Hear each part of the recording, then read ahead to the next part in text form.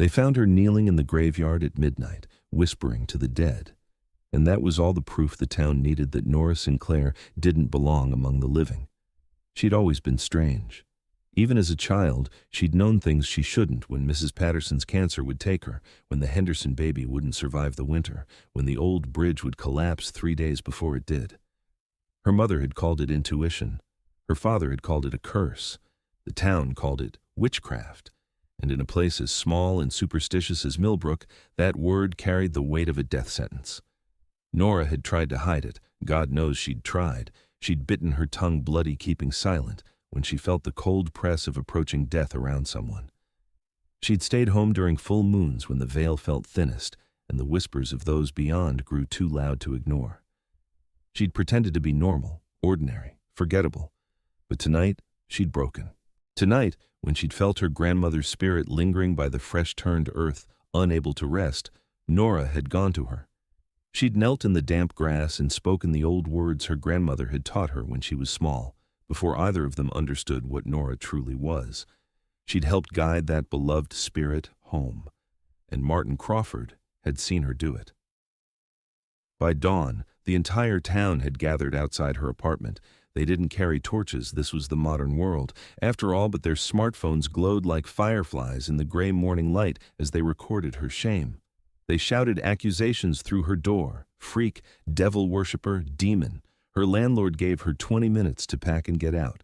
Her boss at the diner called to tell her not to bother coming in. Her few remaining friends sent messages ranging from pitying to poisonous.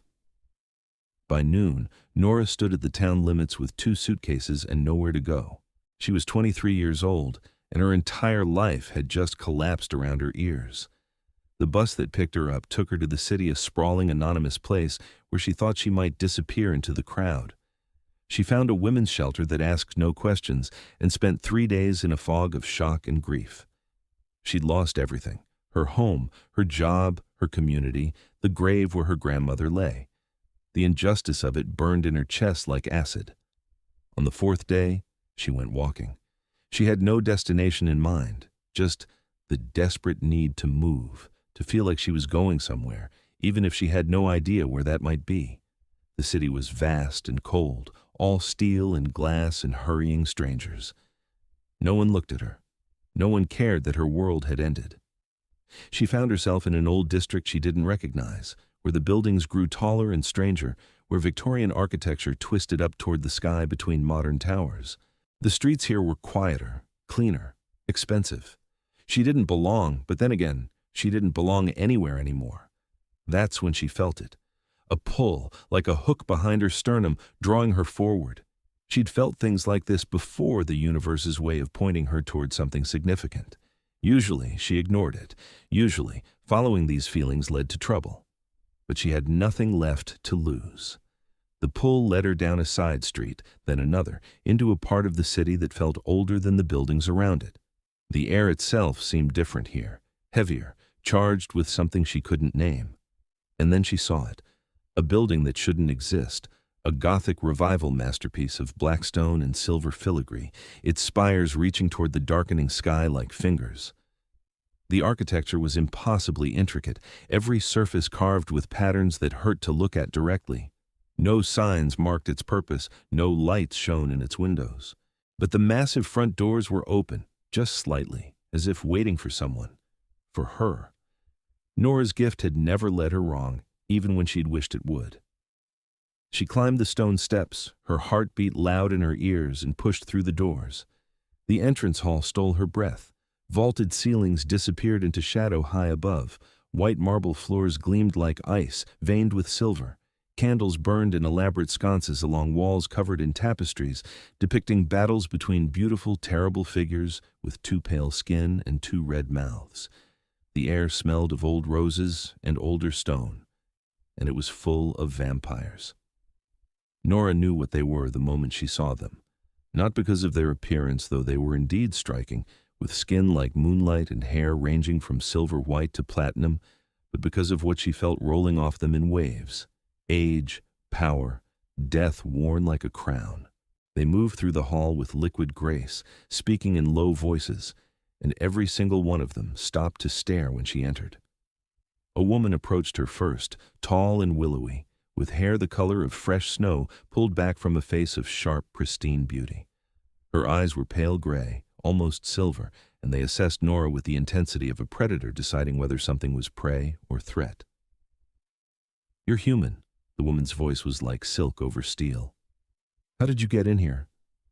"The door was open." Nora's voice came out steady despite her racing heart. "I felt like I should come." "Felt?" The woman's eyes narrowed. "Interesting choice of words. What are you?" Nora Sinclair." She didn't know why she gave her full name. Maybe because these creatures clearly already knew she was other in some way, so there was no point in hiding. I don't know what I am, but I see things, feel things.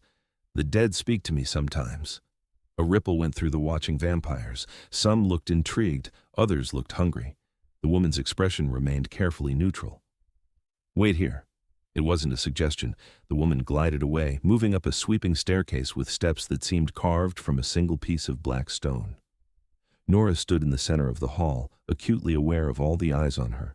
She counted 12 vampires visible from where she stood and felt the presence of dozens more deeper in the building.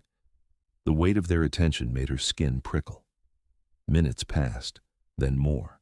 Nora was starting to wonder if she should leave when she felt it, a presence descending from above, so powerful it made the air itself thicken. Every vampire in the hall went still. Several dropped to one knee. He appeared at the top of the staircase like a figure from a dream or a nightmare, depending on your perspective. He was tall, well over 6 feet, with a frame that suggested both strength and lethal grace. His hair fell to his shoulders in waves of pure white silver, framing a face that could have been carved by a master sculptor obsessed with the intersection of beauty and danger. High cheekbones, a strong jaw, lips that were almost cruel in their perfection. His skin was the white of old ivory, luminous in the candlelight. He wore modern clothes, black trousers, a black shirt, but he wore them like they were ceremonial robes, with an unconscious arrogance that spoke of centuries of absolute authority. But it was his eyes that caught her. They were deep red, like rubies or fresh blood, and they burned with an intelligence and intensity that made her feel simultaneously seen and stripped bare. This was a king. She knew it in her bones. He descended the stairs with measured steps, and the silence in the hall was absolute. When he reached the bottom, he crossed the floor toward her, and Nora had to force herself not to step back. Not from fear, though there was certainly fear, but from the sheer overwhelming presence of him. He radiated power the way the sun radiated heat. He stopped 3 feet away and studied her with those impossible red eyes. "Your name is Nora Sinclair." His voice was deep, resonant, with an accent she couldn't place, something old and refined, shaped by languages that no longer existed. "You were cast out from your town 4 days ago for speaking to the dead. You have nowhere to go, no family who will take you, no friends willing to risk association. You came to this city hoping to disappear, but instead, you found us." Nora's mouth went dry. "How do you know all that?" "I know many things." He tilted his head slightly, still studying her. "I am Valerian Dracos, and this is my hall. You are standing in the heart of the Nightborn Court, the ruling body of all vampires in this region. Humans are not permitted here. Yet you walked through doors that should have barred you, through wards that should have burned you. You felt called, you said." "I did. There was no point in lying to someone who clearly already knew the truth. I've always felt things, known things I shouldn't. The dead, they trust me. They talk to me sometimes." Valerian's eyes flickered with something that might have been interest. A necromancer. A true one, not the theatrical charlatans who claim the title. Extraordinary. They're vanishingly rare in the modern age. I don't raise the dead or anything like that. I can feel them, hear them, help them pass on if they're stuck. That's all. That is not all." Valerian moved closer, and Nora's breath caught. He was so close now she could see the faint pattern in his irises, like fractured gemstones. "That is a gift that most would kill for, and your town tried to destroy you for it. They were afraid. Fear makes humans cruel." He said it matter-of-factly, without particular heat. "Tell me, Nora Sinclair, what do you want?" The question caught her off guard. What did she want? Safety? Belonging? a place where she wasn't seen as a monster. I want to not be hunted for what I am. Then stay. She blinked. What? Stay here, in my hall. Valerian gestured to the building around them, a casual movement that somehow encompassed a kingdom. Your abilities are valuable, particularly to our kind. The dead do not typically speak to vampires. We are too close to death ourselves, too much a part of it to be granted its secrets. But a living necromancer could be useful in many ways. You want me to work for you? Nora tried to keep the suspicion from her voice, and failed. I want to offer you protection. Valerian's expression didn't change, but something in his tone sharpened. The human world has rejected you. But here, among the Nightborn, power is respected. Strange gifts are valued, not feared. You would be safe within these walls, fed, housed, trained in your abilities by those who understand them. In exchange for what? Your service, when it's needed, your loyalty, your discretion. He paused. And your blood. On occasion. Not to excess, we are not animals, but blood freely given by a willing donor is more potent than blood taken by force. A necromancer's blood would be particularly valuable. Nora's hand went instinctively to her throat. You want a drink from me? I want to ensure your safety and utilize your gifts. The blood is a practical consideration. Valerian's red eyes held hers.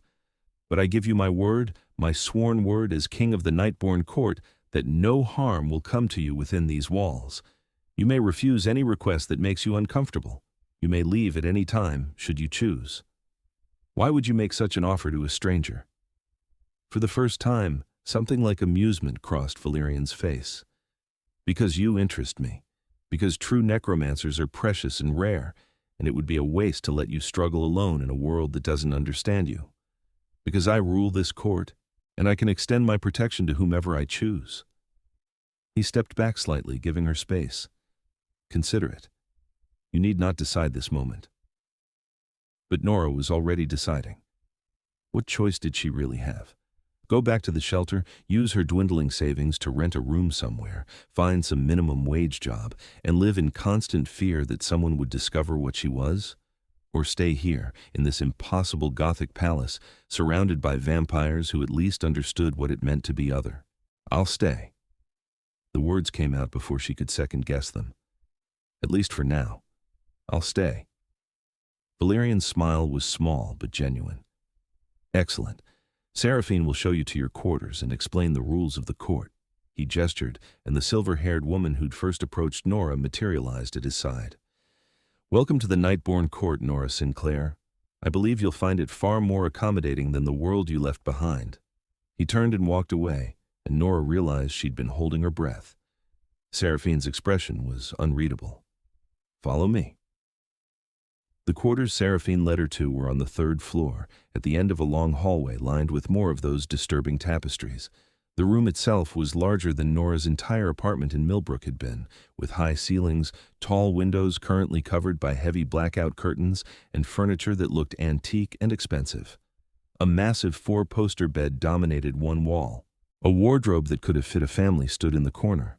A door led to a private bathroom that gleamed with marble and gold fixtures. This is mine. Nora set her suitcases down, feeling overwhelmed. While you remain here? Yes. Seraphine crossed to the windows and checked the curtains with practiced efficiency. The curtains must remain closed during daylight hours. Some of us can tolerate indirect sunlight, but it's uncomfortable, and direct exposure is dangerous. It's simply easier to keep the whole building dark. I thought vampires burned in sunlight. Younger ones do. Those of us past our 3rd century can endure it for brief periods, though it weakens us considerably. Valerian is old enough that sunlight merely pains him, but he dislikes pain, so he avoids it. Seraphine turned back to her. The rules are simple. Don't leave the building without permission. Don't enter the lower levels, that's where the ancient ones sleep, and you don't want to wake them by accident. Don't discuss court business with outsiders. Feed yourself from the kitchen whenever you like. We keep human food stocked. And if a vampire approaches you for blood, you're within your rights to refuse. Has Valerian been king for long? Something flickered in Seraphine's expression. He's ruled this court for 400 years. Before that, the territories were fractured, warring. He unified them through a combination of strategy, strength, and sheer ruthless will. He's not always kind, but he's fair. If he's given you his protection, he'll honor it absolutely. You're loyal to him. He saved me, Seraphine said it simply. 2 centuries ago, when I was young and stupid and made enemies of the wrong vampires, he could have let them kill me. Instead, he stepped in and offered me a place in his court. I've served him ever since. She moved toward the door. Get some rest. Tomorrow evening he'll likely want to test your abilities. Be ready.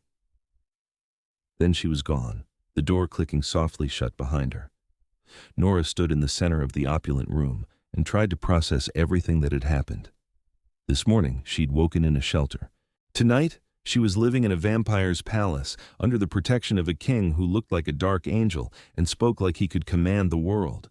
She should be terrified. Part of her was. But a larger part, the part that had always known she was different, that had always felt like she was waiting for something, felt like she'd finally found where she was supposed to be. She unpacked her meager belongings, showered in the ridiculously luxurious bathroom, and climbed into the enormous bed. Sleep should have been impossible, but exhaustion pulled her under within minutes. She dreamed of red eyes and white hair, and a voice promising protection. When she woke, it was dark outside. According to her phone, it was 8 in the evening. She'd slept nearly 18 hours. Her body felt heavy, sluggish, like she was recovering from an illness. Maybe the stress and fear of the past few days had taken more of a toll than she'd realized. She found the kitchen on the first floor, following her nose and the scent of coffee. It was a large space, clearly modern despite the Gothic architecture of the building, with steel appliances and granite counters. A vampire she didn't recognize was pouring blood from an elegant decanter into a crystal glass. He looked up when she entered, his pale eyes assessing. The necromancer. His voice was cool. Valerian's new pet project. I have a name. Nora kept her voice level. Nora. Caspian. He didn't offer a last name. Word of advice, don't get too comfortable. Valerian's interests are fleeting. Give him a month before he forgets you exist. He left before she could respond. Nora told herself his words didn't sting, but they did. She found bread and cheese in the refrigerator. Someone had clearly stocked it recently and made herself a simple meal. She was halfway through eating when Seraphine appeared in the doorway. Valerian wants to see you. Now. Nora's stomach tightened, but she followed Seraphine through the winding halls. They climbed stairs and traversed corridors until they reached a set of carved double doors. Seraphine knocked once, then pushed them open. The room beyond was clearly Valerian's private study. Books lined every wall, floor to ceiling, thousands of volumes in dozens of languages. A massive desk dominated the center, its surface covered in papers and maps. And behind the desk, backlit by candlelight, sat Valerian. He looked up when they entered, and Nora felt the full weight of his attention settle on her like a physical thing. Nora, good, come in. He gestured to a chair across from his desk. Seraphine, leave us. If Seraphine objected to the dismissal, she didn't show it. She simply bowed slightly and withdrew, closing the doors behind her. Nora sat, trying to project more confidence than she felt. You wanted to see me? I want to understand what you can do. Valerian leaned back in his chair, studying her with those unsettling red eyes. You said the dead speak to you. Show me. I can't just summon them. It doesn't work like that. They come when they want to, or when they need something. Try. It wasn't a request. Nora swallowed hard and closed her eyes, reaching out with the sense she'd never been able to properly name. It was like opening a door in her mind, or tuning a radio to a frequency only she could hear. The world of the living faded slightly, and the world of the dead came into focus. And oh, there were so many here. The dead clustered around this building like moths to flame, drawn by the vampires who lived here. Creatures that walked the line between life and death were fascinating to spirits, apparently. Most of the ghosts were just wisps, fragments of personality and memory with no real consciousness, but a few were stronger, more present. One in particular was very close. Nora opened her eyes. There's a woman standing behind you. She's been dead for 30 years? Maybe more. She's attached to you specifically. Valerian went very still. Describe her. Dark hair, dark eyes, mortal, not vampire. She's wearing a dress that looks 1980s, maybe early 90s. She's young, early 20s. Nora tilted her head, listening to something only she could hear. She says you promised to protect her brother. She wants to know if you kept your word. For a long moment, Valerian didn't move.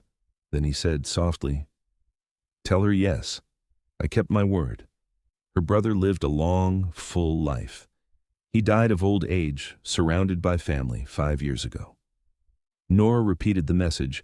Though she had the sense the spirit could hear Valerian directly, she was just the bridge that allowed him to hear back. The woman's presence flickered, and then she smiled. Nora felt a rush of warmth, of gratitude and relief, and then the spirit faded, moving on to wherever spirits went when they finally let go. "She's gone." Nora opened her eyes fully. She was just waiting to know he was okay. Valerian's expression was unreadable, but something in his eyes had softened. "Her name was Maria. I failed to protect her from another vampire who coveted her. But I kept her brother safe, as I'd promised. I've thought of her often over the years, wondered if she was at peace." He paused. "Thank you for giving her that peace, and for giving me confirmation that my promise was kept. I'm sorry for your loss.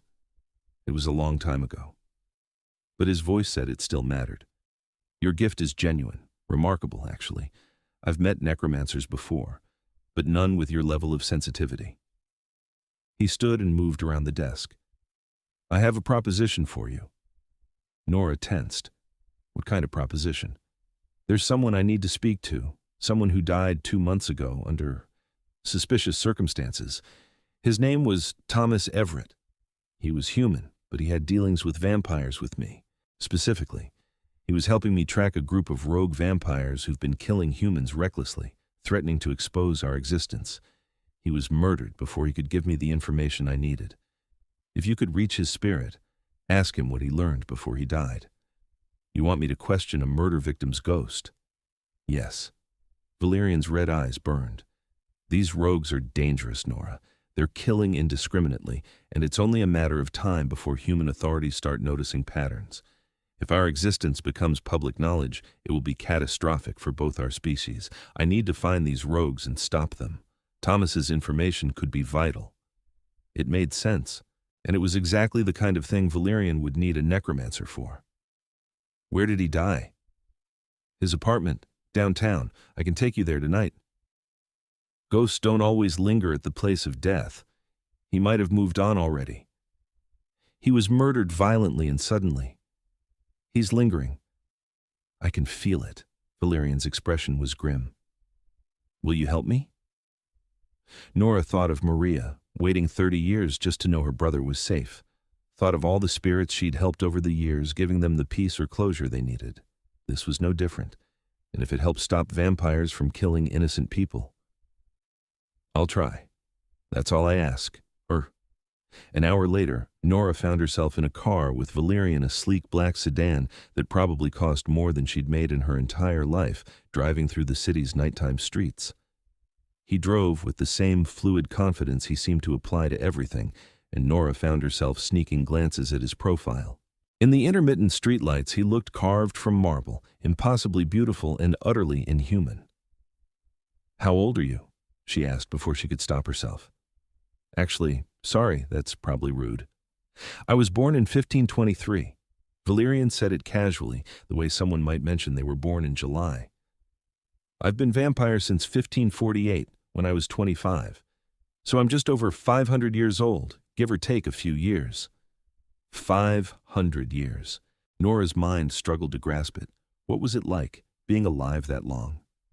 Tedious sometimes, fascinating others. I've seen empires rise and fall, watched humanity go from torches to electricity, from horses to spacecraft. I've lived through more wars than I can count, and learned 17 languages, 12 of which are now dead. He glanced at her. But I've also seen the same patterns repeat endlessly. Humans fear what they don't understand. They destroy what frightens them.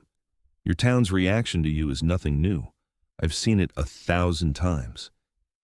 Is that why you offered to help me? Because you've seen it before? Partly. He was quiet for a moment. But also because I remember what it's like to be cast out. When I was first turned, my human family declared me dead and burned my belongings. The local priest tried to exorcise me. I was hunted like an animal until I found others of my kind. I know what it is to be rejected for something beyond your control." There was an old pain in his voice, carefully controlled but still present. Nora felt a surge of sympathy for the creature sitting beside her. "I'm sorry that happened to you." "It was a very long time ago," but he nodded, acknowledging her sentiment. They pulled up to an apartment building in a part of the city that had clearly seen better days. Valerian led her up 3 flights of stairs to a door marked with police tape. He produced a key and let them in without hesitation. The apartment was small, cluttered, and carried the stale smell of a place that had been closed up too long. Nora could see evidence of the police investigation fingerprint powder on surfaces, chalk marks on the floor. And underneath it all, she felt the cold, heavy presence of death. "He's here." She whispered it, though she didn't know why. "He's very close." Valerian said nothing, just watched her with those burning red eyes. Nora closed her eyes and reached out. The spirit came immediately, as if it had been waiting for her. She felt a rush of confusion, fear, anger, the emotions that had saturated Thomas Everett's last moments. And then she felt him recognize her, or at least recognize what she was. A lifeline, a connection to the world he'd been torn from. "Thomas." She spoke aloud so Valerian could follow the conversation. "My name is Nora. Valerian sent me. He needs to know what you learned before you died, about the rogues." The spirit's response was immediate and desperate. Words tumbled through her mind, frantic and jumbled. She had to concentrate to sort them into coherence. "He says there are 5 of them. They're operating out of the old industrial district in a warehouse near the river. Building 17, he thinks. They're led by someone named—" She frowned, concentrating. "Constantine? He's the one who killed Thomas. He knew Thomas was feeding information to you. Constantine is planning something big, not just random kills. He wants to expose vampires to humanity deliberately. He thinks it will start a war." Valerian's expression darkened. "Did he say when?" Nora listened. "Soon, within the week. He's going to attack somewhere public, somewhere with cameras. He wants footage of vampires killing humans to go viral." She paused. "Thomas is sorry he couldn't tell you sooner. He tried to warn you, but Constantine got to him first. Tell him he has nothing to apologize for. Tell him he served bravely and I'm grateful." Valerian's voice was rough with suppressed emotion. Nora passed the message along and felt the spirit's overwhelming relief. Thomas Everett had died afraid that he'd failed. Knowing that Valerian didn't blame him, that his information was still useful, gave him the peace he needed. The spirit's presence began to fade, moving on at last. "He's going." Nora opened her eyes, feeling drained. "He's at peace now." Valerian was very still. Then he moved to her side, and to her surprise took her hands in his. His skin was cool but not cold, his grip gentle. "You have given me a great gift tonight, Nora. 2 gifts, actually. Information I desperately needed, and peace for a brave man who deserved it. I am in your debt." His closeness made her heart race. He smelled like expensive cologne and something else, something indefinable and compelling. His red eyes held hers, and for a moment, the rest of the world seemed to fade away. "I'm glad I could help." Her voice came out breathier than she intended. Valerian's gaze dropped to her lips just for a second before he stepped back and released her hands. "We should return. I need to plan our next move. Constantine is a problem I've been trying to solve for decades. If he's finally making his play, I need to be ready." The drive back was quiet. Nora felt exhausted, wrung out from the intensity of connecting with Thomas's spirit, but she also felt useful, needed. For the first time in days, she felt like she had purpose. When they arrived back at the hall, Valerian walked her to her room. He paused at her door, and Nora had the strangest sense that he wanted to say something, but didn't know how. Thank you," he finally said. "Rest well. Tomorrow evening I may need you again." "I'll be ready." He nodded and turned to go, then paused. "Nora, when Caspian implied that my interest in you was fleeting, I heard about that. He was wrong. I don't invest my protection lightly, and I don't withdraw it on a whim. You're safe here, for as long as you wish to stay." Then he was gone, disappearing down the hallway with that preternatural vampire speed. Nora went into her room and closed the door, her heart pounding. She barely knew Valerian, but she already felt drawn to him in ways that probably weren't wise. He was a 500-year-old vampire king. She was a homeless human necromancer. The gap between them was vast and probably unbridgeable, but when he looked at her with those red eyes, she felt seen in a way she'd never experienced before. She was in so much trouble. Over the next week, Nora found herself falling into a routine. She woke in the evenings when the vampires were active, ate in the kitchen while chatting with Seraphine or some of the other court members, and spent her nights either helping Valerian with his investigation or learning to control her abilities. He'd assigned her a tutor, an ancient vampire named Octavian, who'd apparently known necromancers in centuries past and understood how their gifts worked.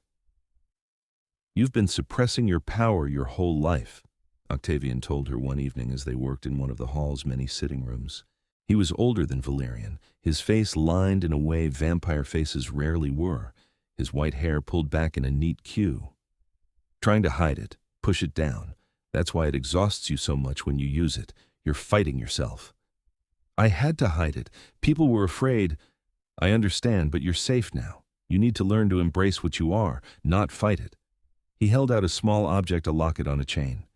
"This belonged to my wife. She died nearly 400 years ago. Her spirit has long since passed on, but there's still an echo of her attached to this. Can you feel it?" Nora took the locket and closed her eyes. She could feel it, a faint warmth, a ghost of love and devotion. "Yes. Good. Now instead of reaching for it, trying to grab it, let it come to you. Open yourself. Become a vessel, not a seeker." It took practice, but eventually Nora got the hang of it. And Octavian was right when she stopped fighting her gift and started flowing with it. Everything became easier. She could sense spirits from farther away, communicate with them more clearly, and do it all without feeling like she'd run a marathon afterward. "You're a natural," Octavian said with approval. "Given time and training, you could become one of the most powerful necromancers in centuries." The praise warmed her, but it was nothing compared to the way Valerian looked at her when she successfully communicated with increasingly difficult spirits. Pride, admiration, and something else, something heated and intense that made her pulse quicken. They were spending a lot of time together. Valerian was planning his move against Constantine and the rogues, and he wanted Nora close in case he needed her abilities. But their time together had started to extend beyond just work. He showed her his library, pointed out first editions that were priceless. He told her stories about the centuries he'd lived through, making history come alive in a way no textbook ever could. He asked about her life too, and actually listened when she talked about growing up strange in a small town, about the loneliness of being different. "I wish I'd known you when you were younger," he told her one night as they sat in his study, a chessboard between them. He was teaching her to play, and she was terrible at it, but neither of them seemed to mind. "I could have helped you, given you a place where you belonged. I'm here now." Nora moved a piece a night, she thought, though she wasn't entirely sure she was doing it right. That's what matters. Valerian studied the board, then looked up at her. "I'm glad you're here. More glad than I should probably admit." Their eyes met and the air between them thickened. Nora's breath caught. Valerian was beautiful in the way that dangerous things were beautiful, compelling despite the threat. Or maybe because of it. She should be afraid of him. He was a predator, a creature that drank blood to survive. But when he looked at her like this, all she felt was want. "Valerian," she started, not sure what she was going to say. He stood abruptly, breaking the moment. "It's late. You should rest." It was a dismissal, gentle but firm. Nora tried not to feel disappointed as she said goodnight and left. Whatever was building between them, Valerian seemed determined to keep it at bay. Maybe he thought it was inappropriate. Maybe he just wasn't interested in a human that way. Maybe she was imagining the whole thing. But 3 nights later, everything changed. Valerian had finally pinpointed Constantine's location and was planning a raid on the warehouse Thomas had identified. It would be dangerous. Constantine was old and powerful, and he had 4 other vampires with him, but Valerian couldn't wait any longer. Intelligence suggested Constantine was planning his public attack within days. "I want you to stay here," Valerian told Nora as he prepared to leave. He was dressed all in black, and he'd armed himself with silver blades that gleamed wickedly in the candlelight. Other members of his court were gearing up as well, Seraphine, Caspian, and 3 others Nora had come to know. The hall is the safest place for you. But what if you need me? What if there are spirits there who have information? This is going to be a fight, Nora, a violent one. I won't risk you. His tone left no room for argument. She wanted to protest, but she could see the concern in his eyes. He was trying to protect her. Be careful. I'm always careful. He reached out and touched her cheek just briefly, his cool fingers gentle against her skin. I'll return. Then he was gone, and Nora was left in the hall with Octavian and a few younger vampires who'd been deemed too inexperienced for combat. The wait was agony.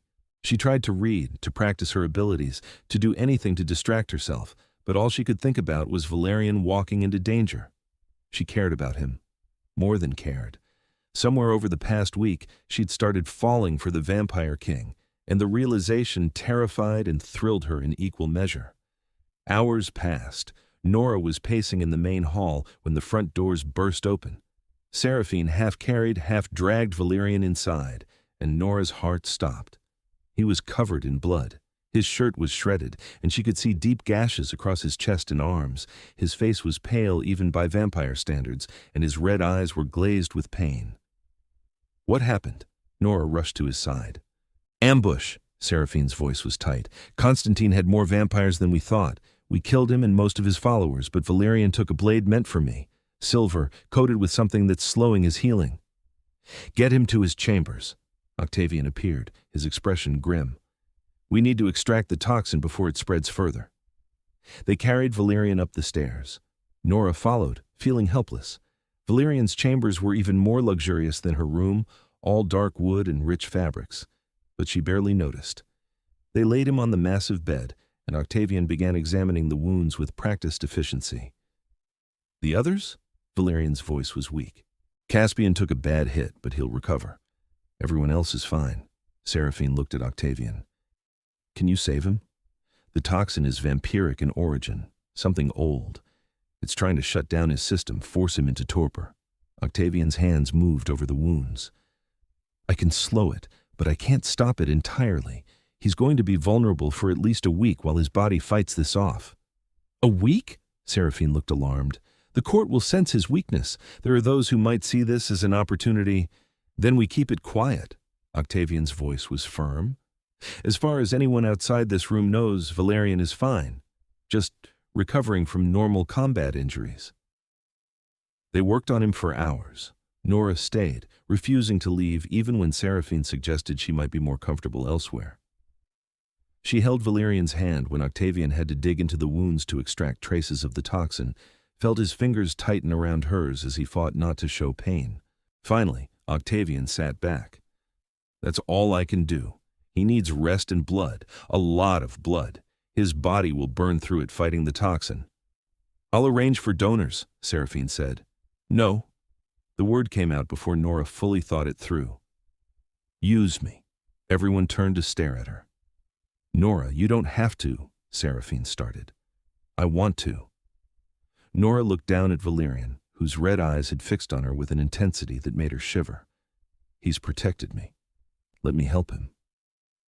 Octavian looked between them, then nodded slowly. Very well. But not tonight. Tonight he needs to rest. Tomorrow evening, if he's strong enough, he can feed from you. They left Nora alone with Valerian. She pulled a chair close to the bed and sat down, still holding his hand. You should go. Valerian's voice was rough. You don't need to stay. I want to stay. She squeezed his hand gently. Unless you want me to leave. No. He closed his eyes. No, I don't want that. So she stayed. She sat by his bed while he slept, watching the slow rise and fall of his chest. Vampires didn't need to breathe the way humans did, but they still did it out of habit.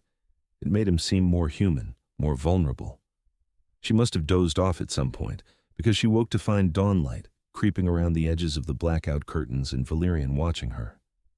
You stayed all day, he said softly. I was worried about you. She stretched, working out the kinks from sleeping in a chair. How do you feel? Like I was stabbed with a poisoned blade. But there was wry humor in his voice. Better than I did last night, though. Octavian's treatment is working. Good, Nora hesitated, then asked the question that had been haunting her. Seraphine said you took a blade meant for her. Why? Because she's been loyal to me for 200 years, because she's my friend, because I'm faster and stronger than she is, and I had a better chance of surviving it. He shifted slightly, wincing. Because that's what a king does. He protects his people. Even at the cost of his own life? Especially then, Nora shook her head. You're either very noble or very stupid. Perhaps both. Valerian smiled slightly. Will you still let me feed from you? After seeing what I really am, what we do. You're not a monster. Valerian. You're a king who cares about his people, who keeps his promises, who took in a homeless necromancer because she needed help. She met his eyes steadily. Yes, I'll let you feed from me. That evening, after the sun had set and Valerian had regained some strength, Nora returned to his chambers. Octavian and Seraphine were there, and they walked her through what to expect. It will hurt at first, Octavian said gently. The bite itself. But vampire saliva contains compounds that numb pain and induce pleasure. After the initial moment, it will feel quite good, actually. Nora's cheeks heated, but she nodded. And Valerian is old enough to have perfect control, Seraphine added. He'll stop before taking too much. You're completely safe. They left her alone with Valerian. He was sitting up in bed now, looking better than he had the night before, but still pale and drawn. His red eyes tracked her as she approached. You can still change your mind, he said. I know, Nora sat on the edge of the bed. I'm not going to. Nora. He reached out and cupped her face with one hand, his touch achingly gentle. You've become important to me, more important than I intended. I need you to know that. Her heart stuttered. You've become important to me, too. Something blazed in his eyes. He drew her closer and she went willingly, letting him position her so he could access her neck. His cool breath ghosted over her skin, raising goosebumps. This is going to create a bond between us. His voice was low, almost hypnotic. Nothing magical or mystical, just emotional. Feeding is intimate for vampires. I need you to understand that before we do this. I understand. And she did. She was choosing this, choosing him with full knowledge of what it meant. Then hold on to me. She gripped his shoulders, felt the lean muscle beneath the silk of his shirt. And then his lips pressed against her throat and she felt the sharp, sudden pain of his fangs piercing her skin. Octavian was right. The pain lasted only a second before it transformed into something else entirely. Warmth flooded through her, followed by a pleasure so intense it made her gasp. She felt Valerian's arms wrap around her, holding her close as he drank, and the intimacy of it overwhelmed her. This was trust in its purest form. She was letting a predator feed from her, and instead of fear, all she felt was connection. She could feel his relief as her blood gave him strength, could feel his hunger easing, and underneath it all, she could feel his desire, not just for her blood, but for her, all of her. When he finally withdrew, carefully licking the wounds to seal them, she felt dizzy and lightheaded. He lowered her gently onto the bed beside him, and she found herself looking up into his face. His color was better already. His eyes were brighter. But more than that, he looked at her with an expression that stole her breath. Nora, he whispered her name like a prayer. What have you done to me? What have I done? She laughed shakily. You're the one who just bit me. I've fed from hundreds of people over my lifetime. It's never felt like that. Never. He traced his fingers along her cheek, down to her jaw. You're extraordinary. I'm really not. I'm just extraordinary, he repeated firmly. Beautiful, brave, powerful in ways you don't even understand yet. And I'm falling for you, which is probably the most foolish thing I've done in 500 years. Nora's breath caught. Valerian.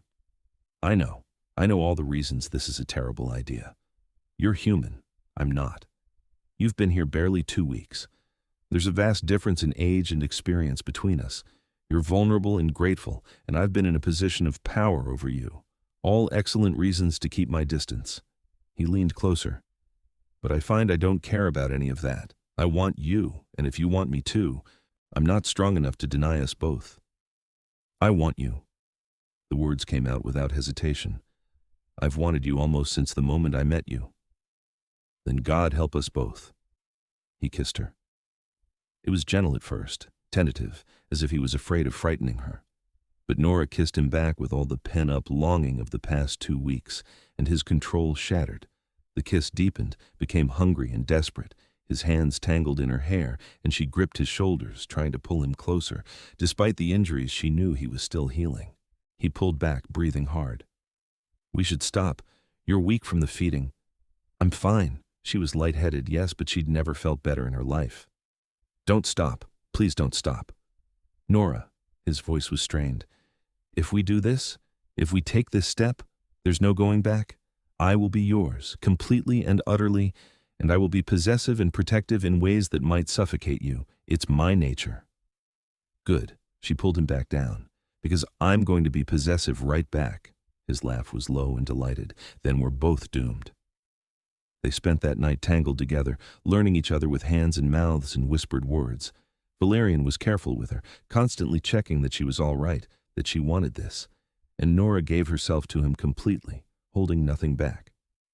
When they finally came together, it felt like something clicking into place, like she'd found a piece of herself she hadn't known was missing. Afterward, they lay in the darkness, Nora's head on Valerian's chest. His fingers traced patterns on her back, and she felt more content than she could ever remember being. What happens now? She asked quietly. Now? Now I keep you. He said it with such casual certainty that she shivered. You stay here with me. You train your abilities. You help me when I need your gifts. And when you're ready, when you've had time to be sure this is what you truly want, I'll make our relationship public. You'll be recognized as mine, under my protection officially. The entire vampire world will know that to harm you is to make an enemy of me. That's a lot of pressure. You've already survived being cast out from your home for being different. You're stronger than you think. He pressed a kiss to the top of her head. But we'll take it slow. There's no rush. We have time. You have time. I'm human, remember? I'm going to get old and die while you stay young and beautiful forever. She'd meant it lightly, but Valerian went very still. Would you want to change, if I offered? Nora's heart skipped. You mean become a vampire? It's possible. Difficult, and not always successful, but possible. His hand stilled on her back. I wouldn't offer it lightly. Becoming vampire means giving up the sun, giving up human food, giving up any chance of children. It means watching everyone you know die while you endure. It's not a gift. It's a curse as much as a blessing. But you'd offer it? To me? If it's what you wanted. Years from now, when you've had time to live as a human, to be sure. He pulled her closer. I've only ever turned 3 people in my entire existence, and 2 of them were mercy turns to save them from death. I don't offer immortality casually, but the thought of watching you age and die while I continue on, his voice roughened. I find I can't bear it. Nora lifted her head to look at him. Then yes, someday, when we're both ready, ask me again. I will. He kissed her soft and sweet. Now sleep. You need to recover your strength. She wanted to argue that she wasn't tired, but the exhaustion hit her all at once. She fell asleep there, in Valerian's arms, feeling safer than she'd ever felt in her life. The next few weeks passed in a blur of happiness. Nora continued training with Octavian, and her abilities grew stronger every day. She helped Valerian with court business, using her gifts to communicate with spirits who had information the court needed. And she spent her nights with Valerian, learning everything about him, letting him learn everything about her.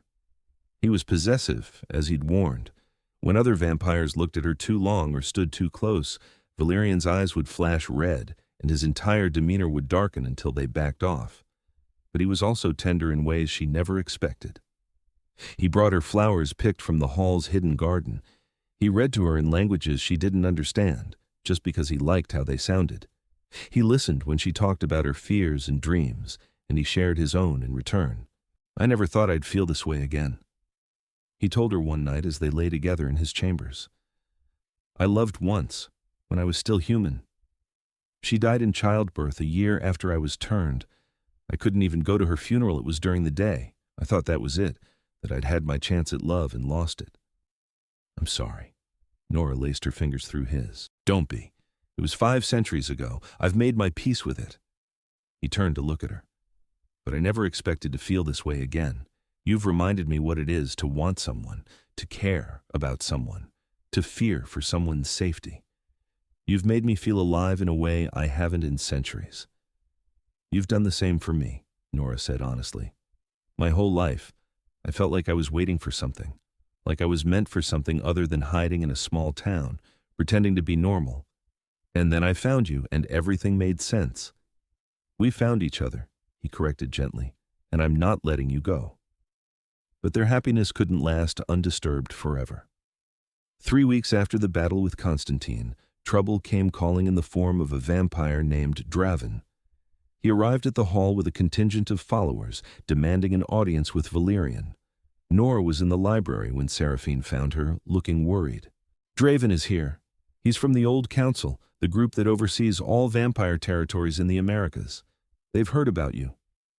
Nora's stomach sank. Is that bad? It's not good. The Old Council doesn't like humans knowing about vampires, even humans under a king's protection. And they especially don't like humans with power. Seraphine hesitated. Valerian will protect you, but Draven is powerful, and he has the council backing him. This could get ugly.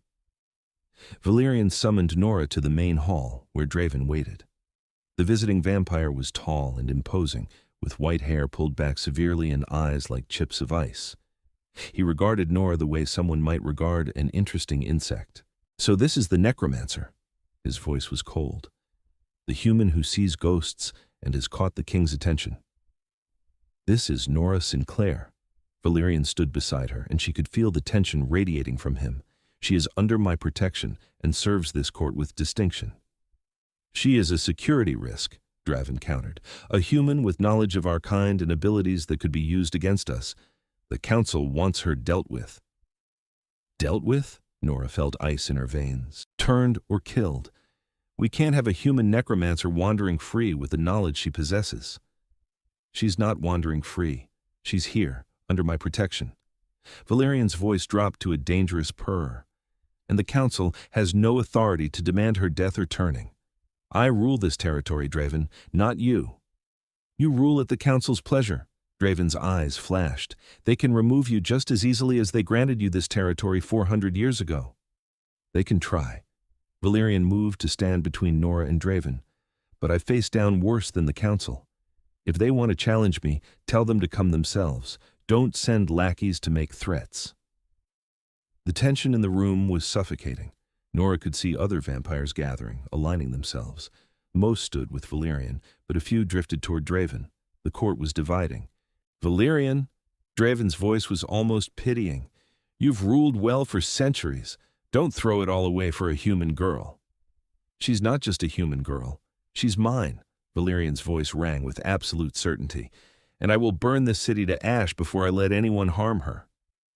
Then you've made your choice. Draven inclined his head. The council will hear of this. Expect consequences. He swept out with his followers, leaving a wake of uncomfortable silence. Seraphine moved to Valerian's side. That was a declaration of war. I know. Valerian's jaw was tight. Summon the court, all of them. We need to prepare. Over the next few days, the hall became an armed camp. Valerian called in vampires from all over his territory, allies he'd cultivated over centuries. He fortified the building's defenses and made plans for every contingency.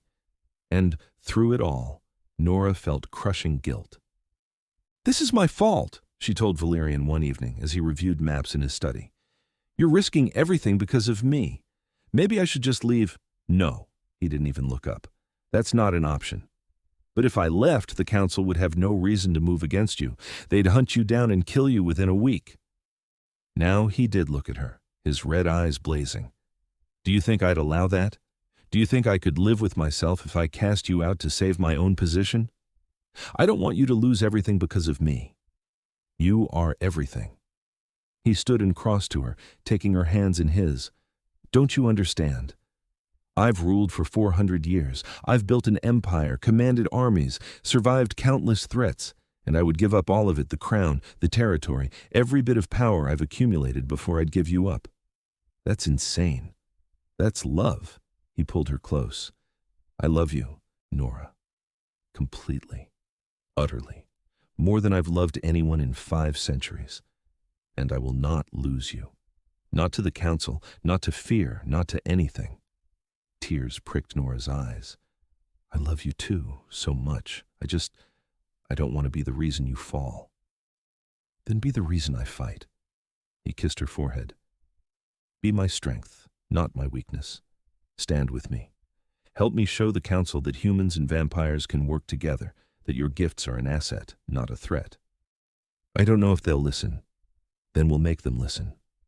The council came a week later. Not just Draven this time, but all 5 council members, ancient vampires whose combined age measured in millennia. They arrived at dusk, demanding Valerian's surrender, Nora for judgment. Valerian met them in the main hall, with Nora at his side and his entire court ranged behind him. The show of force was deliberate. He was making it clear that to take Nora, they'd have to go through all of them. The head of the council was a vampire named Anastasia, a woman who looked no older than 30, but whose eyes held the weight of ages. She studied Nora with cold curiosity. You are the necromancer who has caused such disruption. Her voice was surprisingly gentle. Do you understand what you are? I'm a human with the ability to speak to the dead. Nora kept her voice steady despite her fear. I use that ability to help, not harm. You possess knowledge of our kind. That makes you dangerous. She's no more dangerous than any of the human donors who serve vampire courts, Valerian interjected. Less so, actually, since she has no desire to expose us. But she has the power to. Another council member spoke, a man with a scarred face and pitiless eyes. She could communicate with dead humans who were killed by vampires. She could uncover our secrets. She could also communicate with dead vampires and help solve crimes within our own community. Octavian stepped forward, surprising everyone. I've been training her. Her gifts are extraordinary. She could be an asset to all vampires. Not just this court. Anastasia's eyes narrowed. You would vouch for this human, Octavian? You, who are old enough to remember the last war between our species? I remember it well. Which is why I know that cooperation is better than conflict.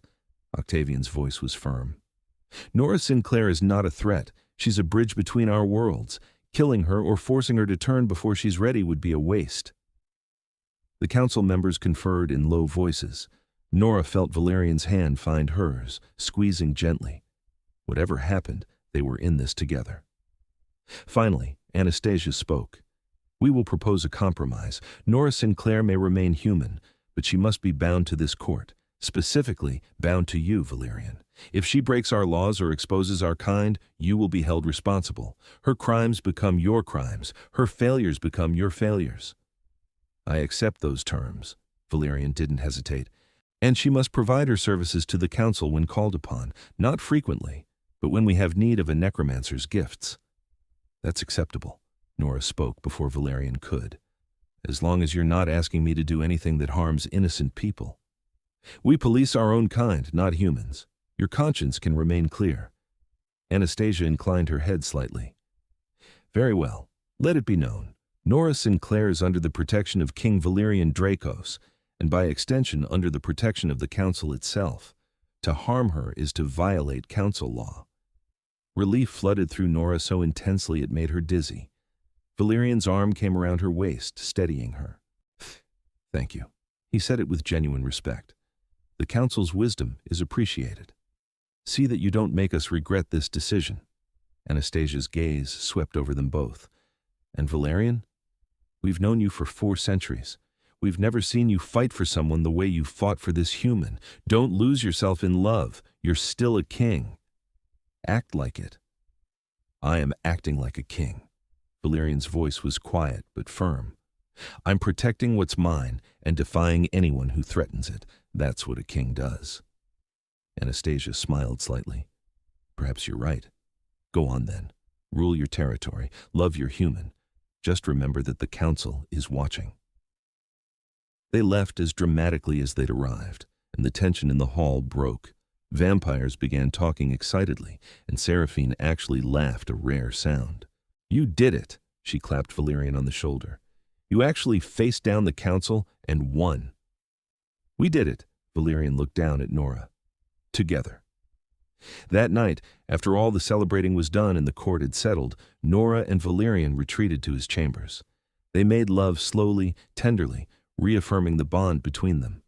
And afterward, as Nora lay in Valerian's arms, she finally let herself believe that this was real, that she'd found her place, that she was safe.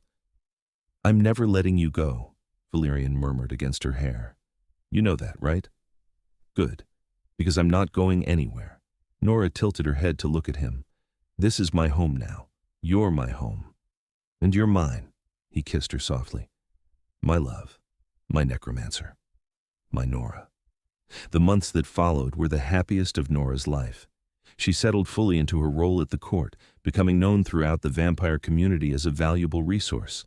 When there were mysterious deaths or ghosts causing trouble, she was called upon to help. She worked alongside Valerian and his court, and gradually she became not just his lover, but his partner in ruling. The human world had cast her out for being different, but the vampire world had welcomed her, had given her a place where her gifts were celebrated rather than feared, and more than that, it had given her Valerian a love deeper and stronger than anything she'd imagined possible. On the one-year anniversary of the night she'd first walked through the hall's doors, Valerian took her to the roof of the building. It was night, of course, and the city spread out before them in a carpet of lights. He stood behind her, his arms wrapped around her waist, and Nora leaned back against him contentedly. A year ago, I was alone and homeless and terrified, she said softly. And now look at me. I have a home, a purpose, people who care about me. I have you. You saved me just as much as I saved you. Valerian's breath was warm against her ear. I'd been drifting for decades, going through the motions of ruling without really caring.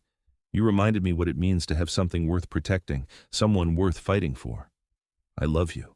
The words came easily now. She said them often, and so did he. I love you. He turned her in his arms so she was facing him. And I want to ask you something. Nora's heart skipped. What? We've talked about this before, about the possibility of you becoming like me, staying with me not just for your human lifetime, but forever. He cupped her face gently. You've lived as human for a year in my world. You know what vampire society is like, what I'm like, what this life entails. So I'm asking you again. Do you want this? Do you want to become vampire, to become immortal, to stand beside me not as my protected human, but as my equal? Nora's breath caught. She'd known this question was coming eventually, but hearing it still sent a thrill through her. You're asking me to turn? I'm asking you to spend eternity with me, as my partner, my queen if you'll have me. His red eyes burned into hers. I'm asking you to marry me, Nora, in whatever way humans do it and in the way vampires do it. I want you bound to me in every possible sense. Tears pricked Nora's eyes. Yes, God, yes, of course, yes. His smile was radiant. He kissed her, deep and passionate, and Nora kissed him back with all the love in her heart. When they finally broke apart, they were both breathless. When? She asked. Whenever you're ready. Tomorrow, next month, next year. I've waited 500 years for you. I can wait a little longer. But his expression said he hoped she wouldn't make him wait too long. Next month, Nora decided. I want a few more weeks as human, to say goodbye to the sun, to eat my favorite foods one last time, to prepare, and then I want you to turn me. I want to start our forever. Next month, Valerian agreed, and then you'll be mine, truly and completely mine, for all eternity. I've been yours since the moment you looked at me with those red eyes and offered me protection, Nora said honestly. The turning is just making it official. They stayed on the roof for hours, making plans and dreaming about their future together. And when they finally went back inside, Nora felt complete in a way she never had before. The town had turned her out for being different, had cast her aside as broken and wrong. But the Vampire King had welcomed her into his hall, had seen her gifts as valuable rather than terrifying. He'd given her a home, a purpose, and a love that would span centuries. She'd been rejected by the human world, but she'd been embraced by the vampire one. And in the end, that made all the difference. The turning ceremony took place exactly 1 month later, on the night of a new moon. It was a private affair, just Nora, Valerian, and a handful of their closest allies. Octavian was there to oversee the process and ensure everything went smoothly. Seraphine was there as witness, and the vampire who'd given Nora so much stood ready to give her the final gift: immortality. "Are you sure?" Valerian asked her one last time. They were in his chambers, and Nora was dressed in a gown of deep crimson that made her skin glow. "Once this is done, there's no going back. I've never been more sure of anything." Nora took his hands. "I want this. I want you. I want forever." Valerian nodded slowly. "The process is painful. More painful than feeding. I'll drain you to the edge of death, and then you'll drink from me. My blood will transform you over the course of 3 days. During that time, you'll be unconscious and your body will remake itself into something new. When you wake, you'll be vampire. I trust you." And she did, completely. "Then let's begin." He led her to the bed and guided her down gently. The room was lit by hundreds of candles, casting everything in warm, flickering light. Valerian stretched out beside her, and for a moment they just looked at each other. "I love you," he said it fiercely. "I will love you until the stars burn out and the universe goes dark." "I love you too." Nora pulled him down for a kiss. "Now make me yours, forever." The bite was different this time. He drank deeper, longer, and Nora felt herself growing weak. The pleasure was still there, but it was edged with darkness, with the awareness that she was approaching something vast and irreversible. Her vision started to gray at the edges, her heartbeat slowed, and just when she thought she couldn't take any more, Valerian withdrew. He bit his own wrist, tearing the flesh, and blood welled up dark and red. He pressed it to her lips. "Drink." His voice seemed to come from very far away. "Drink and be reborn." Nora drank. The blood was strange on her tongue, metallic and rich and somehow electric. It burned going down, but she kept drinking, kept swallowing, until Valerian gently pulled his wrist away. That's enough. Now sleep. Sleep, my love, and when you wake, we'll be the same. We'll have forever." Darkness pulled at Nora, irresistible and complete. She felt Valerian gather her clothes, felt him press a kiss to her forehead, and then she felt nothing at all. The transformation took 3 days, just as Valerian had said. Nora was dimly aware of pain, of her body remaking itself on a cellular level, of becoming something new. But mostly she just drifted, caught between life and death, becoming something that was both and neither. When she finally woke, it was to a world transformed. Everything was sharper. She could hear conversations happening floors below, could smell individual candles burning throughout the hall, could see in the darkness as clearly as if it were daylight. Her body felt stronger, more graceful. And when she focused, she could feel the presence of every vampire in the building, their lives like small flames in her awareness. She sat up, and Valerian was there immediately, his face anxious. "Nora, can you hear me?" "I can hear you." Her voice sounded different, clearer. "I can hear everything." Relief flooded his expression. "How do you feel?" "Powerful." She looked down at her hands, flexing her fingers. Her skin had paled to the same ivory shade as Valerian's, and when she found a mirror, she saw that her hair had lightened to a silvery blonde. Her eyes were no longer brown, but a deep, vibrant purple unique among vampires, Valerian later told her, probably a result of her necromantic abilities interacting with the transformation. "I feel incredible." "You look incredible." Valerian pulled her into his arms, and Nora realized they were the same temperature now. No longer the cool undead and the warm living, just 2 vampires, perfectly matched. "You're beautiful. You've always been beautiful, but now I'm like you." She kissed him, savoring the new sensations. Everything was more intense as a vampire, the taste of him, the feel of his skin against hers, the rush of desire. "Now I'm yours, completely. And I'm yours." He kissed her back, deep and passionate. "My queen, my equal, my forever." They made love as vampires for the first time, and it was transcendent. Nora discovered that her necromantic abilities hadn't disappeared with the transformation. If anything, they were stronger. She could sense the dead with perfect clarity, could communicate with them effortlessly. And when Valerian fed from her and she fed from him, the connection between them was so intense it brought tears to her eyes. "I can feel you," she whispered against his skin. "Not just physically. I can feel your emotions, your thoughts almost. Is that normal?" "It's rare. It means we're truly bonded." Valerian's voice was rough with emotion. "Married in the vampire way. Two souls intertwined." "Good," Nora smiled. "Because I don't ever want to be separated from you. You won't be. I promise you that." They emerged from Valerian's chambers 3 days later to be greeted by the entire court. Seraphine smiled genuinely, a rare sight, and Octavian bowed with respect. Even Caspian, who'd initially dismissed Nora as a passing fancy, looked impressed. "Welcome to immortality, my lady," he said formally. "May you rule wisely alongside our king." "I'll do my best." Nora's voice was steady. She was nervous about the responsibilities ahead, but with Valerian beside her, she felt ready for anything.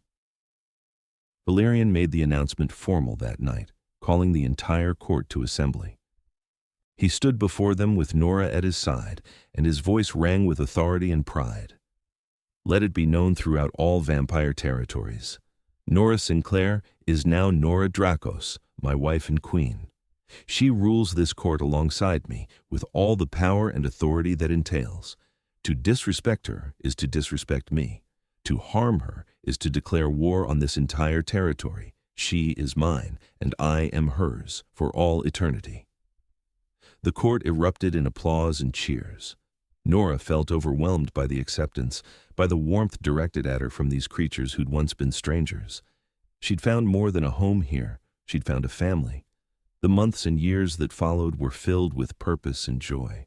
Nora learned to rule alongside Valerian, bringing a compassionate perspective that balanced his more ruthless instincts.